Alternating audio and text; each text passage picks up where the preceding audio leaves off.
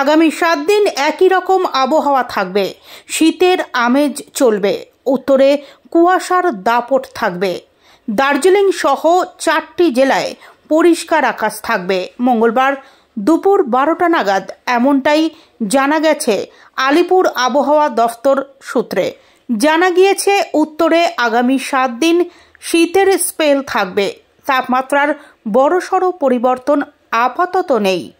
দার্জিলিংয়ে 5 ডিগ্রি এবং দক্ষিণবঙ্গের পশ্চিমের জেলায় 10 ডিগ্রির কাছাকাছি সর্বনিম্ন তাপমাত্রা থাকবে। অবাধ উত্তর পশ্চিমের শীতল হাওয়া বইবে। দক্ষিণ জুড়ে শীতের আমেজ বিরাজ করবে। চলতি সপ্তাহে শুষ্ক আবহাওয়া থাকবে। বৃষ্টির কোনো সম্ভাবনা নেই। কলকাতা ও সংলগ্ন জেলাতে 15 ডিগ্রি সেলসিয়াসের কাছাকাছি তাপমাত্রা থাকবে।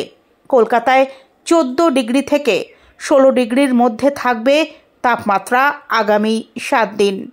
পশ্চিমের জেলাগুলিতে তাপমাত্রা কমে 10 ডিগ্রি সেলসিয়াসে নামবে। দার্জিলিং, জলপাইগুড়ি, আলিপুরদুয়ার, কোচবিহারে কুয়াশার সম্ভাবনা বেশি থাকবে।